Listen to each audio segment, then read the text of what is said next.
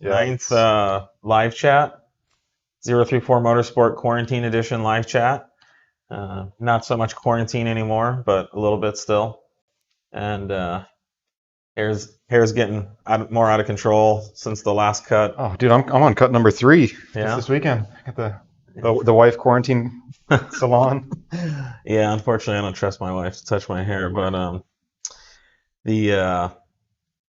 so hopefully you guys are doing well out there. We're back, so put in your questions, comments if you have them. We will monitor the feeds to grab your questions, and those get ported over to our phones, internet devices. Yeah, so that we can see what the questions are. And as always, if you hear something that sounds too technical, feel free to ask for clarification, or spend a minute doing some research online. Usually, we try to put it simply enough that you could find the answers if you need to. And we're still really busy here at 034 Motorsport. We actually had our 2 biggest months ever in May and June. No, April, May. June is shaping up to be very good too. So we're starting to get caught up with it. We've brought more people on in our manufacturing department and our shipping department. And last I checked, we're 3 days out on shipments. Yep. We were up to like 6 at one point. Usually we like to ship orders in 1 to 2 days, in stock orders in 1 to 2 days. So we will get an update on the shipping status today. Hopefully if it drops down even one more day, we'll be back in the range of normal. Yep. And make sure that we're getting those in-stock orders out quickly for you guys. We do have a number of out-of-stock products, and we're working hard to bring those back in stock.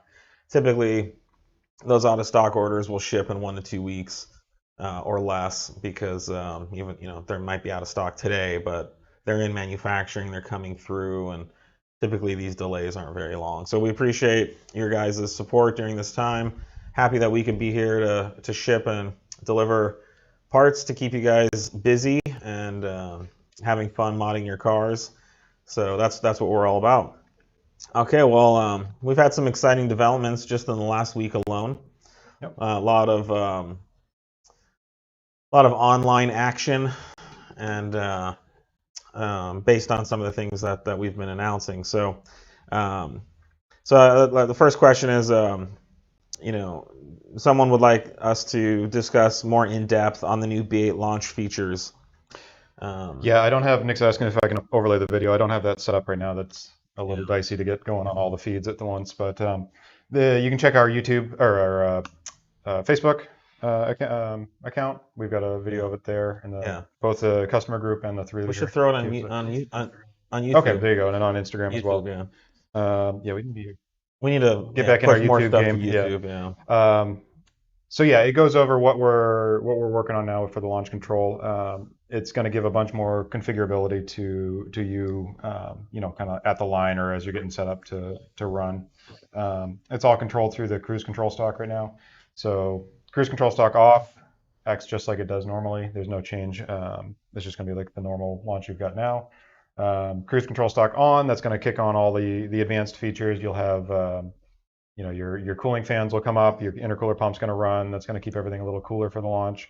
And then you've got a bunch of configuration options for the launch itself. So it'll default at its base launch RPM. Right now it's like 22 to 2500. And then from there you can basically hit the brake, run up the gas while holding the set button, and go to any RPM you want, let go of the set button, and that's going to be your new launch RPM. You can also, if you don't want to do that and you want to do a more of a defined limit, with the engine off, you can just bump up and down the speed up and speed down on the cruise control, and that'll go up in increments of like 100 RPM to kind of set your launch RPM, so you can really cool. Repeatedly get off the line. So so that's where that's at now. I've got a bunch of other features I'm working on as well, but I think that one's important enough. We'll get that out first. So when will that be available for users? I need to do some more testing this week. I'm hoping I might be able to get it out in the hands of some guys, some beta guys, end of this week, maybe next. Yeah. Start doing some testing. Yeah, so if you've done beta testing for us, we'll be in contact hopefully this week. Yeah. And then once it passes through beta and everything's good, then we'll make it more broadly available. Yeah, like the biggest thing is 2 I to need 3 to weeks. get it on some manual guys because it works for both manual and DSG. This is an amazing development for manual cars Yeah. because this is the exact, like literally when you're launching a manual, like 100 RPM can make all the difference. So this is really nice. Yep. And you can basically, once you have that RPM right, you can just sidestep the clutch pretty much and just go. That's the idea. Without having to slip the clutch, which is really hard on it. Yep. So yeah, we're excited. I mean, we still feel like we have the best B8 tune on the market. We definitely have the fastest one currently, and we've held a number of fast world record runs for at least 6 months now. So this has been coming up, and I just want to just kind of address a little bit that we really try to focus on 034 Motorsport and what 034 Motorsport does well. If 034 Motorsport does something badly, then we actually want to jump all over that to fix or address it. But 100% our focus is on 034 Motorsport. And so I don't know, I guess I would say if you hear a competitor bad-mouthing us or saying some pretty crazy, salacious things about us that sound really bad or negative, just give us the benefit of the doubt and check in with us on whether that's true or not. There has been some, I would say, incorrect things being said about us and just some unneeded negativity directed towards us. And we really don't want to get into that game. I think we really try to take the high road. Yeah. But at the same time, it's tough to ignore that kind of stuff going on. So yeah, give us the benefit of the doubt, check in with us. There are good options on the market. We aren't the only tune out there. I want to ask our customers too. If you want a third hand, we don't hide anything. Our customers are running what we support. Yeah, so. And check in with other 034 Motorsport B8 customers, and I think we would be happy typically with the feedback they would give. We receive feedback from our customers all throughout the week constantly, and when concerns, issues do crop up, we jump on those and address them. So that's always our goal, to address that. Will we be bringing this launch control feature to the ZF8 equipped car? ZF8 stuff, we need to test some more on that. That's currently a much smaller segment of the 3-liter stuff we're involved in. So just depends how much development work it is. If it ports over relatively easily, then we will. If it requires months, it's a totally different way that those transmissions handle launch control, so it's not as forgiving. Yeah. But we may be able to get a kind of a mix of things going in there. Yeah.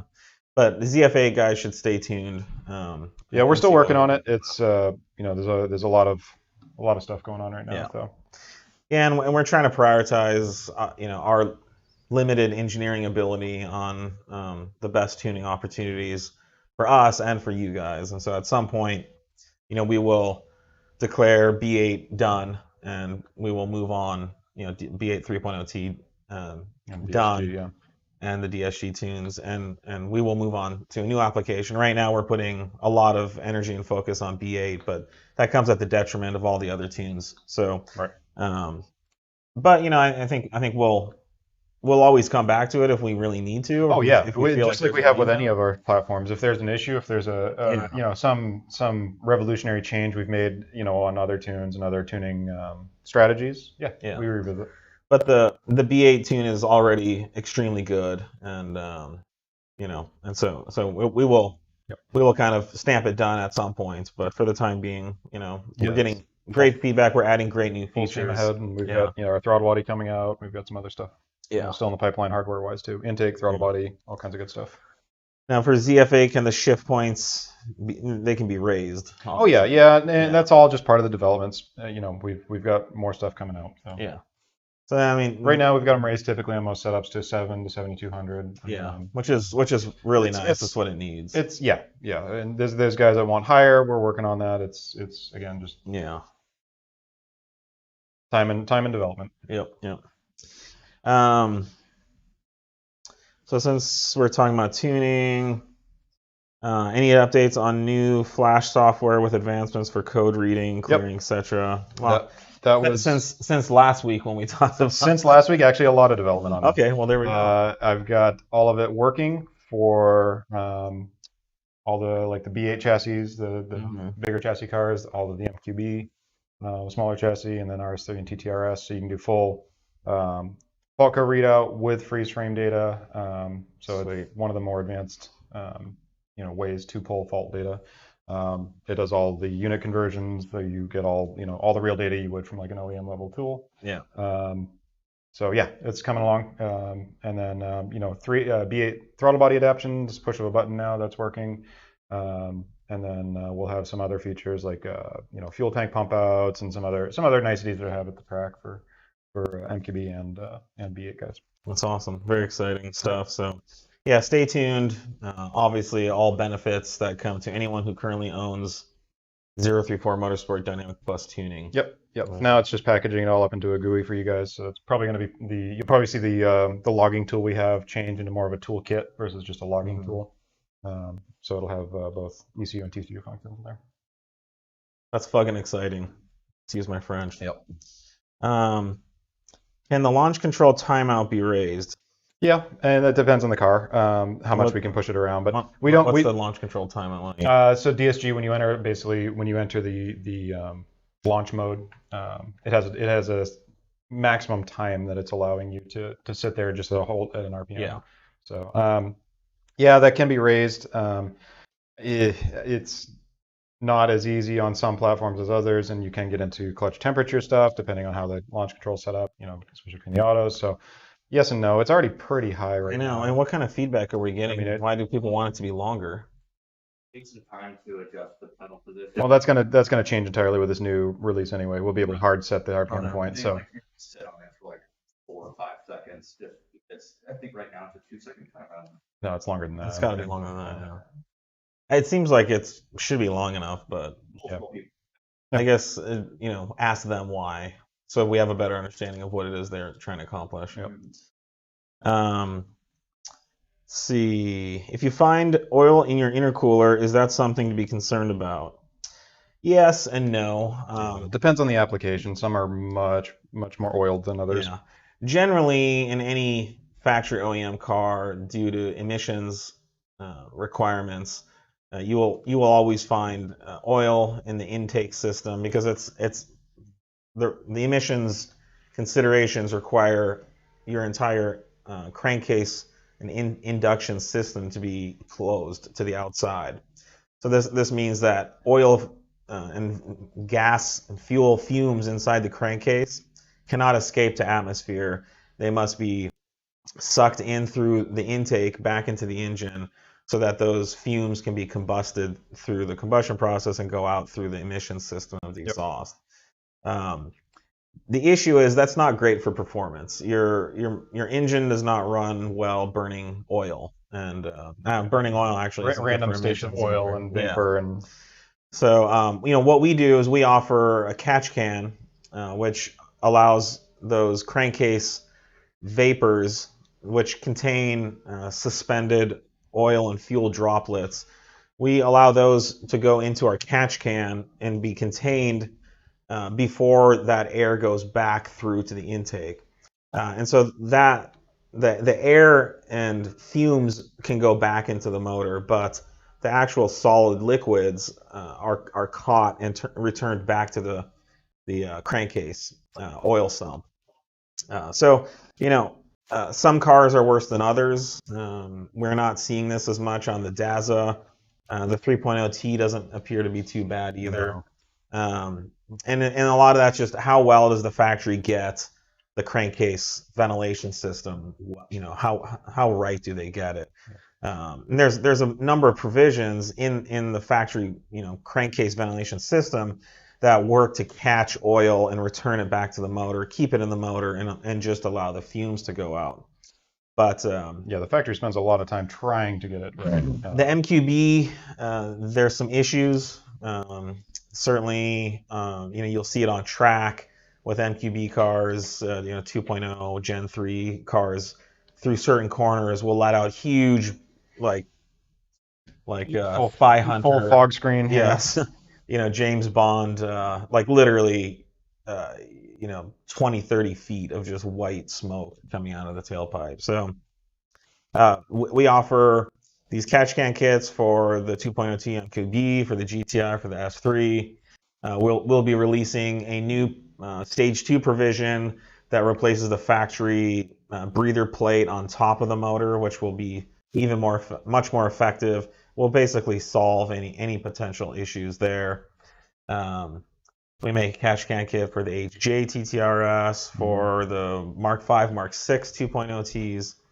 What am I missing? Oh yeah, B8, B7, A4s.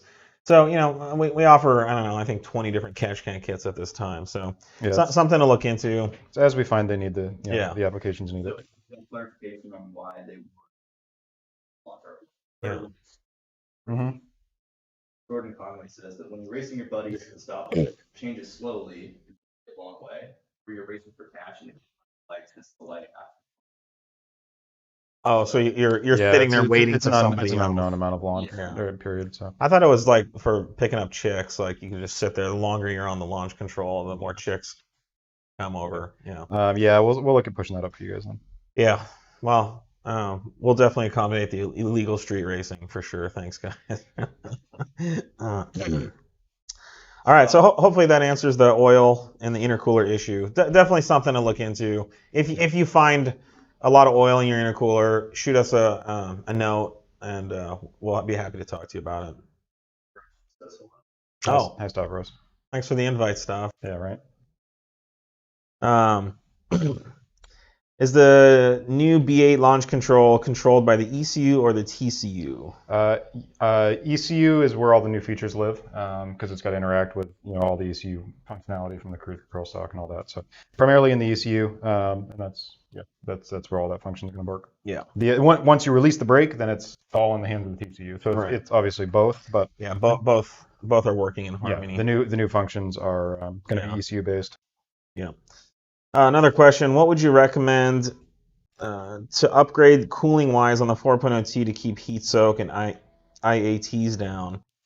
So we have a new heat exchanger that should be released in the next week or two. It's based off the heat exchanger core for the 3.0T. This is a specific kit to allow that to be installed on the 4.0T, and that fits for sure the S6. What about RS7? Should do S6, S7. Yeah, there should be all those. RS7, I'd have to confirm. We'll list all the applications, but we've looked at these applications, and there's been some fancier kits on the market that had divorced coolant reservoirs and things like that. And upgraded pumps and things like that. Yeah, the pump's not a bad idea, but it's usually just the CWA 100. It's essentially a factory pump. Yeah. But going beyond that, there's not much else out there. But even without the pump upgrade, we're not seeing huge benefits. Just putting a bigger heat exchanger, the factory pump seems to move the coolant through the system well enough. So that's coming soon for the 4.0T applications. And like I said, we should release that in the next week or two. We're just working on adding it to the website right now. It's done. It's in stock, ready to ship. So if you really want one of those, shoot us an email, contact@034motorsport.com, and we'll get you on the list, or maybe we can sell you one, even though it's not on the website yet. All right, next question. Would you own an American car? So this is interesting because I just flew to LA for 2 days to meet with MP down there, and we had a management meeting, and so I was trying to Turo various cars. Turo's it's an app-based, user-driven car rental program where people can rent their own cars to you, and there was a number of different cars, and I had 4 Turo reservations cancel on me in a row. It was ridiculous. And one of them, I was in the airplane about 30 minutes from landing, and I get a message from the Turo user saying they canceled my reservation because of coronavirus and other dumb things. So I ended up landing and going and renting a car from Budget, and they had a Ford Mustang that was about the same price, so I grabbed that, and so I drove that for 2 days, and um, I know it's probably like a base Ford Mustang. It had probably the 310 horsepower, 2.3 liter four cylinder. And the car had a lot of cool features. I mean, there's all these different modes. There's drag racing mode. There's like 4 different track modes. There's the Mustang Plus modes, and you name it. They had Crowd control. the horse hoof mode and all, yeah, crashing into the crowd mode.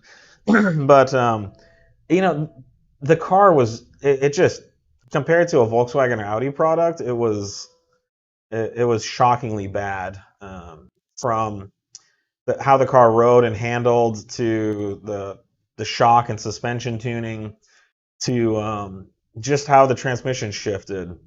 It had a 10-speed automatic, which I don't know why you would need any more than 8 speeds. Even 8's kind of stretching it.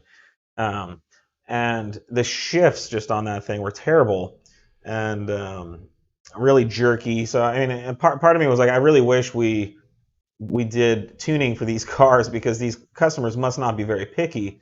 Where we're like a lot easier. We're like, you guys are complaining about these tiny little, if the shift's just not perfect every time or the throttle's not exactly precise, you guys complain to us. And with a Ford Mustang, I mean, that would be the least of your concerns. So the car was quick, and I don't know, it had like an air conditioned seat cushion, which was nice, and the steering wheel was like blazing hot. There's some kind of steering wheel heater, and I couldn't figure out how to turn it off. Oh god. It was like burning my hands. But it had some interesting features, but I think the one thing they get wrong is just the fundamentals. If the car has a suspension, make it handle well, make it ride well.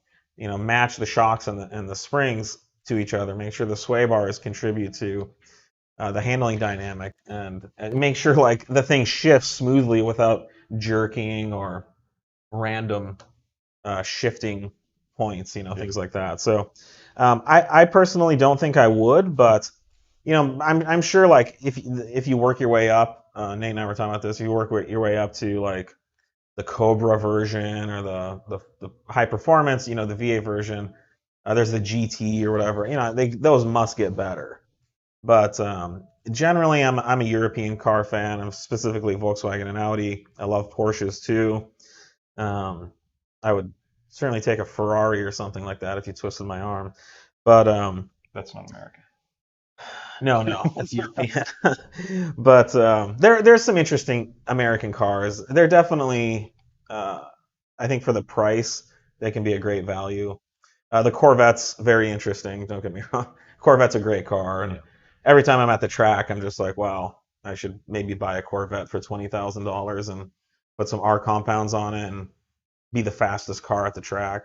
Yeah, I'd go the other way. I've actually, if I were going American, it would be for something that American stuff does well, which would be like a truck or a Jeep.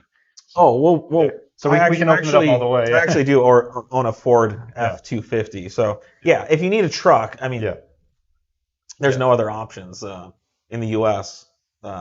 It's that, and it's certainly like an SUV or something like that. I mean, I do own a Honda minivan, and that's a really good car, like depressingly good. Actually handles really great, rides really good, and it's got great power. Can like spin the front tires up through third gear at least. So or a front tire at least. Yeah. Oh yeah. The F1 and dude, it's like 300 and some horsepower. I mean, it's and torque. It's I'd love that motor in like a small car. Yeah.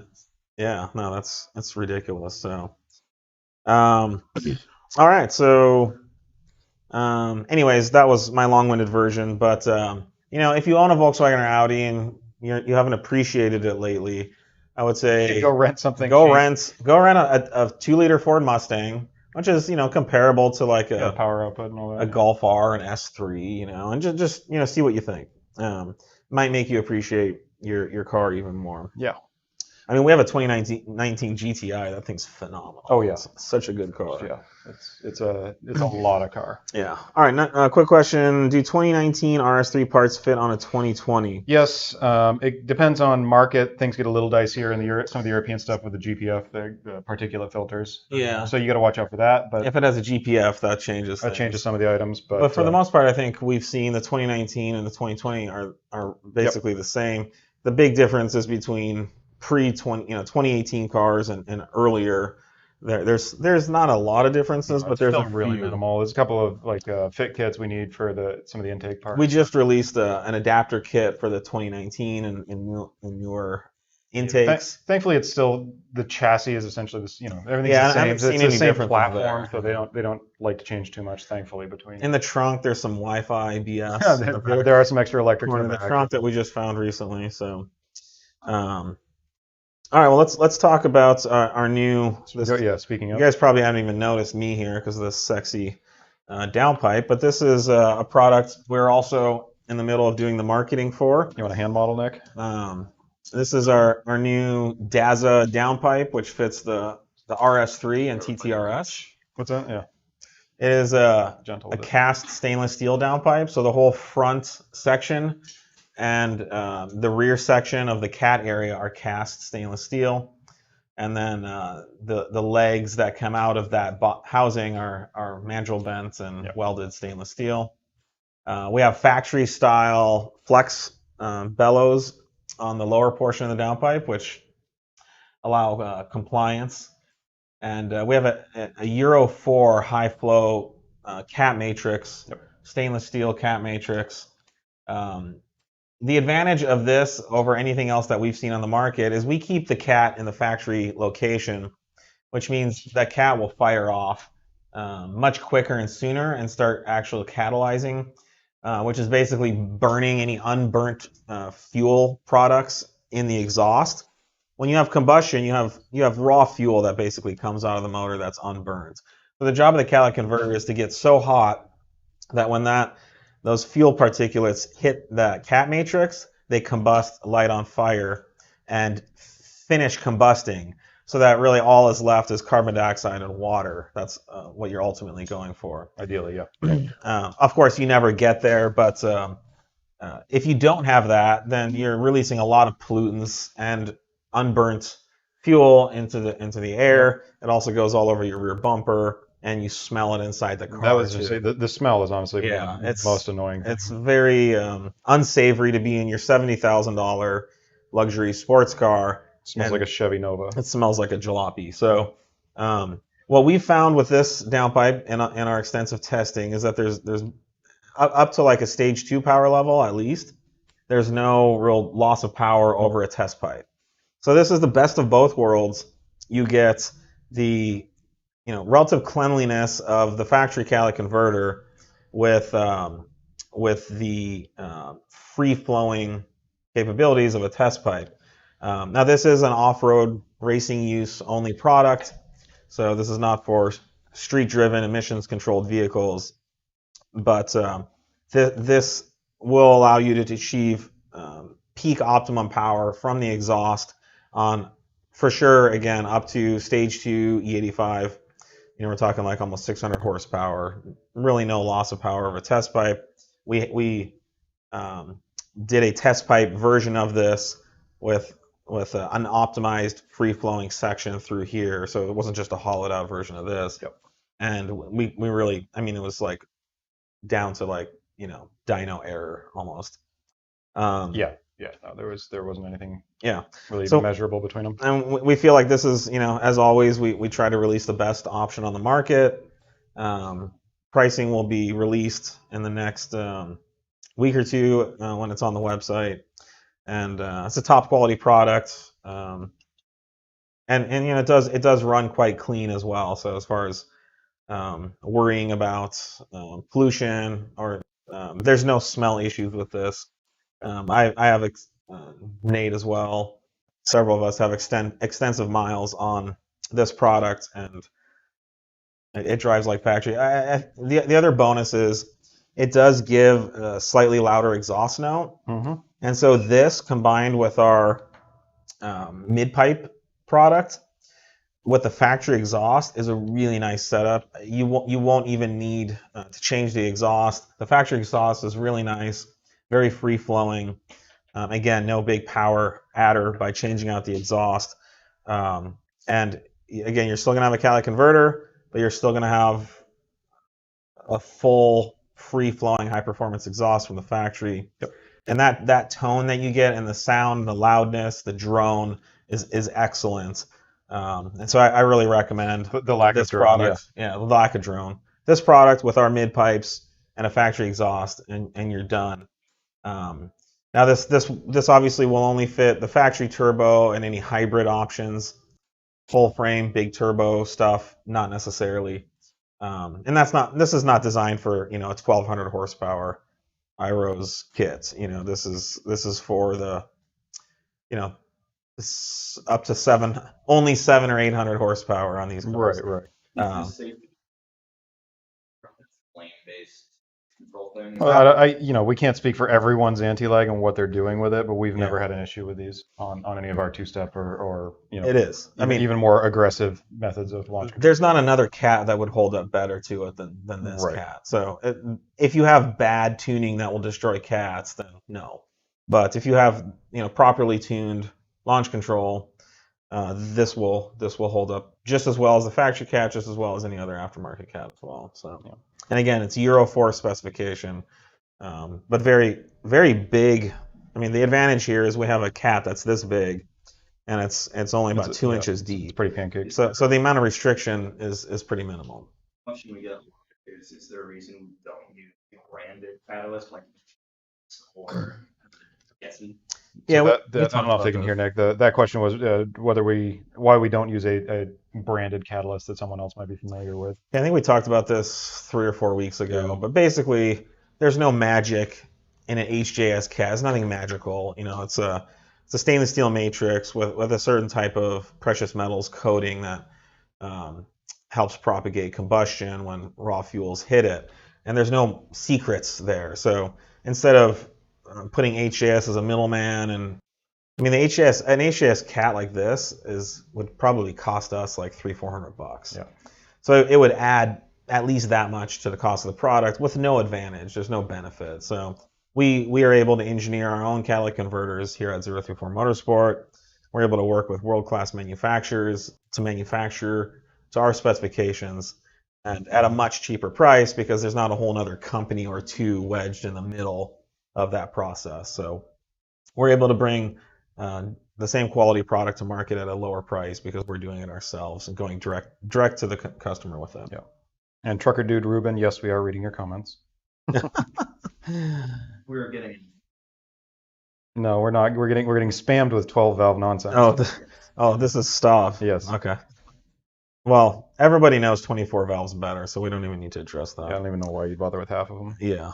Why go with 12 when you can have 24? It's just, and I've done both. We have. So, let's see what else. Have you cracked tunes for the 2020 Daza yet? All of the boxes I've seen are close enough that it's not been a problem that I've come across. So yeah, it's they're always pushing new stuff. So as soon as I see a new one that I have not poked it through yet, if you have a Daza 2020 Daza, contact us. Yep, and we can confirm. We'll definitely work with you on that. But don't rule us out because you have a 2020 by any means. Yep. Let's see. Solution for melting cats on B8 S4s. The factory ones, I'm assuming. Yeah. They're just factory. Any of them. They don't even necessarily melt. It's just there's a structural issue. The cat will start breaking down internally, and then it just the matrix comes apart. I don't think it's necessarily even a melting or a temperature related thing. They do it stock. It's exacerbated with the more power you push through it, but that's just kind of the supercharge. I think the supercharge application also presents more stress and load on the cat than the turbo application. The turbo absolutely actually converts heat into it sucks up a chunk of the heat, flow and power, and somewhat insulates the catalytic converter from the full heat of the engine. The 3.0T the exhaust coming out of that motor, it's kind of like a normally aspirated, but substantially boosted. So you may have 500 horsepower 3.0T putting out exhaust gas energy right into the cat, which is very close to the motor. And so they do fail at a higher rate. I don't know if there's a solution other than just being prepared to change it every so often. The current solution. What's a gassy cat? No, it's a metal matrix cat. It's the brand. That fits in the factory location? Yeah. And it holds up better than the factory one? Data. Yeah. Yeah, I don't know. And say Yeah, the problem is a lot of these cats are 10 years old when they fail, Yep. So it's possible that there could be a better cat on the market, although I haven't seen the data, and I think it's too early to tell. So again, I'm sure there's companies that are happy to market the magic of their product and how it's better, but it's just a tough application for cats. So I would say the best advice is to be prepared to change your cats out. We haven't even seen a high rate of change. Maybe every like 3 to 4 years on a heavily tuned car. Not great, but it's not the end of the world. Maybe keep your eye out for used ones or something, and keep a spare pair on hand. APR says that upgraded downpipes for the B9S4 make no difference in power. What have you seen? B9 RS5. Oh, sorry, B9 RS5. I was actually trying to pull that up. We even on stock we were measuring, definitely. Yeah. So healthy improvement through the does APR offer RS5 downpipes? No, they were asked. Yeah, that's. So this is, I don't want to talk bad about APR, but I will say anyone that wants to look, they could go back through the last 10 years and see many instances where APR has said products don't make a difference that they don't offer. The first time we saw this was for the HJTTRS. They said there's the intake, you cannot make more power with an intake on an HJTTRS. And we bought into it at So first. we're up and down at their dealer conference. Yeah, but we ended up, fabricating a really nice aluminum intake, and we saw like 20-30 wheel. Oh, yeah. Like on a stage 1 car, just a very low level. It made a huge difference. And so we actually released our X34 carbon fiber intake for that car, and we've sold thousands of them, and it's a proven power adding part. APR said this recently about the B984, that it makes no difference. Well, we know it does. We released a cat for that like 3 years ago, and we have measured proven power increases. So it seems like whenever they don't sell the product, they say it doesn't matter, you don't need it. But I guess on the customer side, ask for the proof, ask for the verification, and I would be skeptical when APR says something doesn't make a difference, just because they have a history of doing that. And again, not trying to badmouth them, but I don't think that's true what they're saying. And typically when they say this, it's not true. So why did they say that? I don't know. It's kind of weird, but I guess you could come up with your own theories on that. Yeah. Another question is, give me a reason why I should switch from APR to 034. I guess it would depend on the tune that we're talking about. What platform you're on, but I mean, certainly 3.0T, there's no question that ours is a much more developed and further along tune than theirs. APR tunes are good. I don't want to talk down about APR's tuning. They have made some pretty bad mistakes in the past. If you search online for blown APR motors, you're going to find lots of hits. To our knowledge, we've never had a customer contact us and say they blew up their motor on our tuning, or have blown up their turbo on our tuning. But generally, I think, when we release a tune, our standard for calling it finished, calling it done is very high. You'll really never see us be first to market on the tune. Okay, that's their focus, is getting the first tunes out. APR business model is to be the first to market. All the new applications.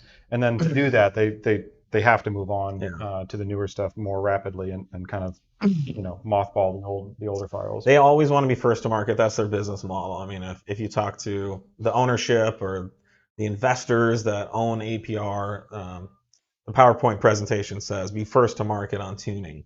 And they've built an incredible business on that model. Yeah.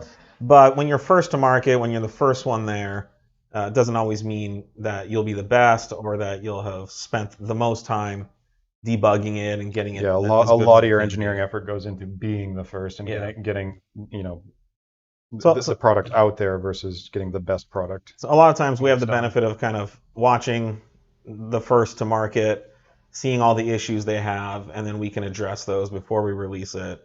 And I think for us, we'd rather be third or fourth to market, but really have a good product that we can stand behind. That's going to cause the least number of issues. And we have made mistakes. We've definitely released products and had issues, and we had some bending issues with our inserts for a long time that we've corrected. But we were the first company on the market to actually find out why they were bending and create the solution. We're still the only one that fixed it. Yeah. No one else. No one else. Everyone else's inserts still bend. And they all bend regardless of material, because of the inherent physics involved in that MQB insert application. But no, I mean, I drive our tunes. Nate, who does the bulk of the tuning, drives them extensively. We are, like we always like to say, we're enthusiasts and we're also experts developing and engineering these products. If it's not good enough for us, we're not going to offer it for you guys. So, and then as far as support, 99 times out of 100, you can talk to the actual guy that's tuning your car, that's developed and engineered those tunes. We don't hide him away right here in an ivory tower. So, we're here, we're enthusiasts. We're limited on how much we can do. I mean, companies like APR have like 20 plus engineers on staff, but we can't do as much, but the stuff we do is very good, very curated, and we really stand behind it. Hell, you can even email me if you're unhappy, and I'll talk to you. I'm the president of the company. So those are the reasons. And then technically speaking, and then we can get into there's all the technical, the flash at home stuff. You're able to deal with your own files, your own car. Saturday night at midnight, you can flash any of the files on our server. You'll have access to that you've bought. If we update or we're continually evolving these calibrations. If you're on a tune where you've got to go to a dealer to flash it, you're going there pretty often. If you've got a company that's actively working on the software. So. And then if you ever need to go back to stock for whatever reason, if you want to change octanes, if you want to go to the drag strip, it's a dealer visit each time. All right, so but yeah, do your homework, make your choice. There are good options on the market. APR has done a lot of really great things over the years. So and obviously they get most of the business in this industry. So they're the 900-pound gorilla. Speaking of MQB inserts, how does its NVH compare to the full replacement version you offer? The inserts, in my experience, which is extensive, the amount of NVH that you feel is minimal. And in most cases, it's barely noticeable. Now, with that said, the DSG does put out a lot of vibration in reverse. Reverse and idle, it can load up. And that idle. At that 900 or 700 RPM idle. So you may feel extra vibration, and this is why some manufacturers have moved away from DSG, because the DSG, even Audi's moved to the ZF8. Acura actually put a torque converter in front of the DSG. They still have a twin clutch with a torque converter, which seems crazy. But the DSG inherently does contribute some vibrations, and when you notice that with any of the inserts, you'll notice that at idle and in reverse. Now, compared to the full inserts are a much stiffer mod. You're going to feel quite a bit more on that. You mean the upper and lower? The pucks, the actual rubber. Oh, okay. Well, it depends. So our earlier version, which fits the Mark 5, Mark 6 cars, is quite stiff. It also fits the 8J TTRS, which isn't Mark 6. You will notice that vibration because it's solid. There's no voids, and it's right under your butt. it's not bad, but we have had customers mention it. Yeah. And I've driven in some of those cars, and again, it's not bad vibration, but you'll notice it, and it kind of manifests itself as a louder exhaust note because the sound of your engine, your car kind of becomes a speaker resonating, of your engine sound. But in the MQB, we released a density version, which still has all the factory voids, but it's just stiffer. And in my experience, that does not contribute a lot of NVH. It may be noticeable. And then when you add the inserts into that mount, it's a little bit more noticeable. But the number of complaints or the times customers have brought this up, 9 out of 10 times, and I look at all the reviews on the website, 9 out of 10 times people are saying that the NVH is minimal and anything they notice is more than worth the performance improvement. And that's always our goal with this product. That's why we still offer both. There's, benefits to each. Yeah. At what RPM does the B8 S4 I can't read it. At what RPM on the B8 S4 does the horsepower fall off? It's pretty high. They climb pretty consistently all the way. Really only like 7,200, 7,200. Yeah. Depends it on starts plateauing up there. Yep, but it's up there, which is why the TCU tune makes such a difference on the later cars. You're giving up so much power when that ECU shifts at 6,500 RPM. There's like another 20 wheel. Oh yeah, more than that. At least 30 wheel. Tune, but yeah, if it can keep that, because the supercharger, the faster it spins, the more pressure it creates. So theoretically, up until the supercharger runs out of flow, the faster the motor spins, the faster the supercharger spins. So, and that's the benefit of a supercharger over a turbo in many cases. So yeah, no, it's up there. And if you're in a 3.0 T and you shift around 7, you're going to be an optimized. That's a good overall power. Yeah. When are we doing another drag day with Malacca Motorsports? Ooh, that'd be so fun. Mm-hmm. I don't know. I could definitely see one happening next year. This year's kind of effed. Yep. But yeah, I don't know. I mean, I guess we need to see if Sacramento's even open and doing rentals. But I'd be up for doing one now. Yep. Because we could all stay safe and stay apart and stuff like that. And if anyone feels like the coronavirus is too close, they just launch down the track and accelerate away from it. Yep. They'll be a quarter mile away in no time. So yeah, let's look into doing that. Do you need different plugs on the Daza when running E85? I have seen other tuners recommend a different spark plug. We run the factory stuff in our cars.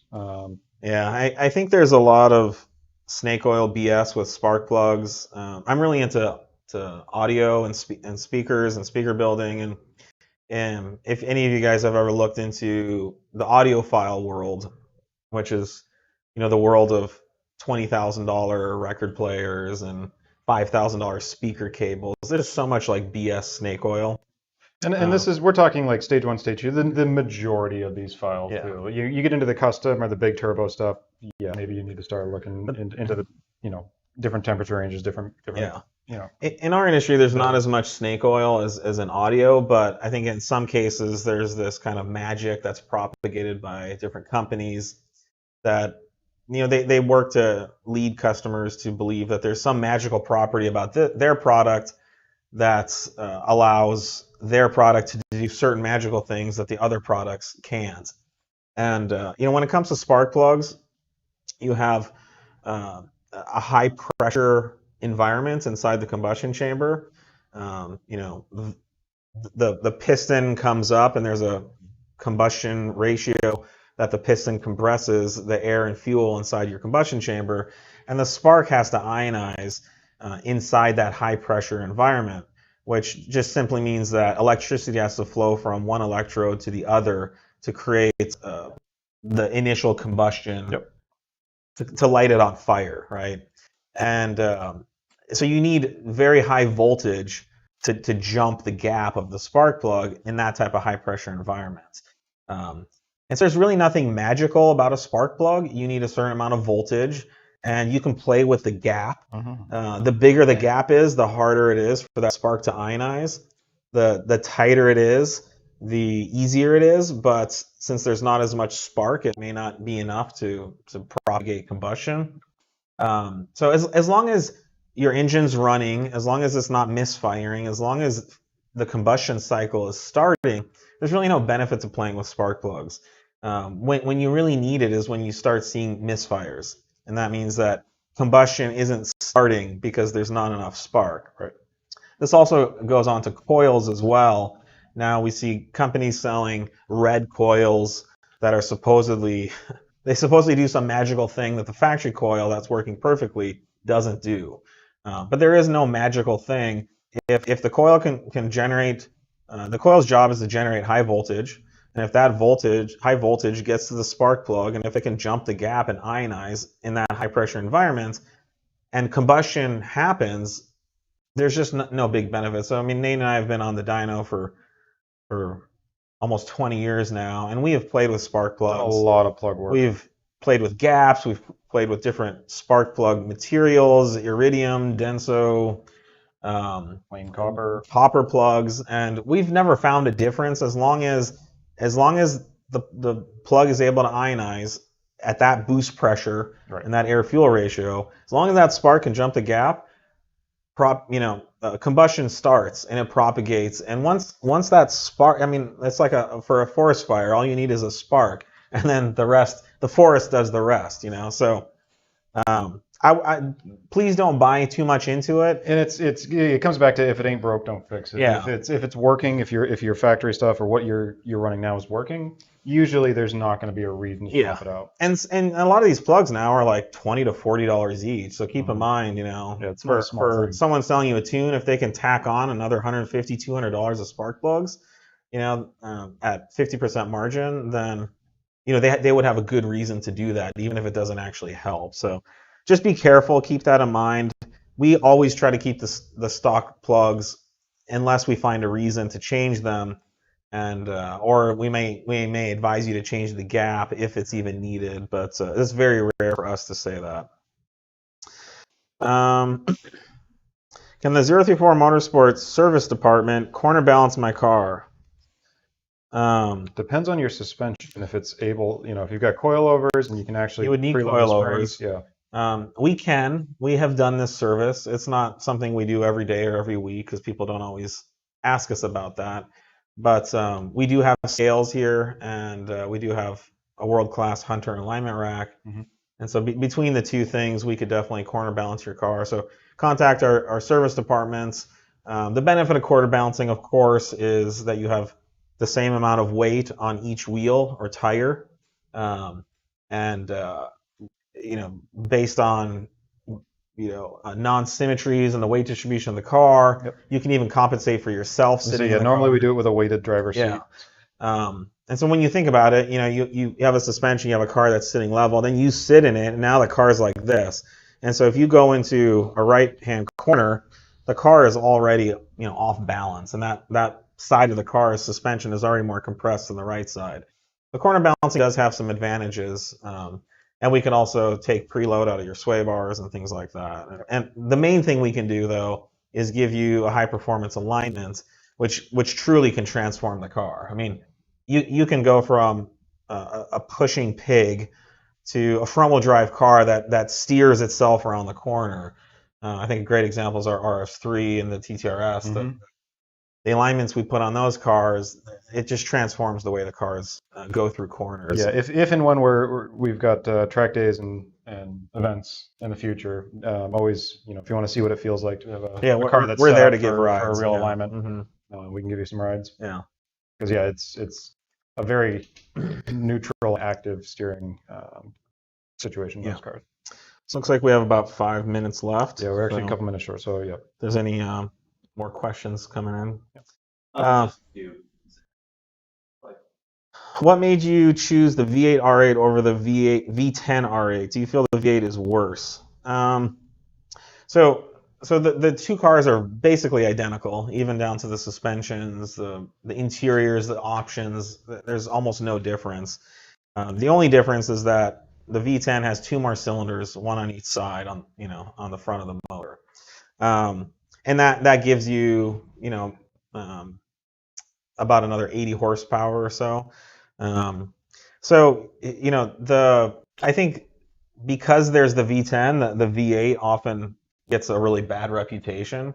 You know, neither car are brutally fast. I mean, even I think a stage 1 RS3 will destroy either car in acceleration. Right. But the V8's a really fun car, and we wanted to focus on the V8 specifically because I think traditionally the V10s get all the attention, and the V8's sort of, you know, the neglected stepchild.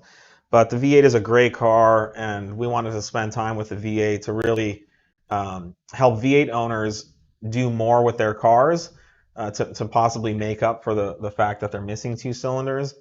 But just about everything, I think literally everything we're doing for the V8 cars also applies to the V10. Mhm. So it's you know, it's kind of a win-win in that regard. It's been fun to spend so much time in the V8 car. It is a quick car. It has plenty of power. It's sort of like a really high performance momentum car in the corners. You're not having to find yourself brake and scrub off tons of extra speed going into corners. And it's a real well-balanced car. In fact, I remember when Audi had the R8 program at Sears Point, that the drivers up there told me that the V8 cars were like a second faster on track than the V10 cars because they were better balanced or something.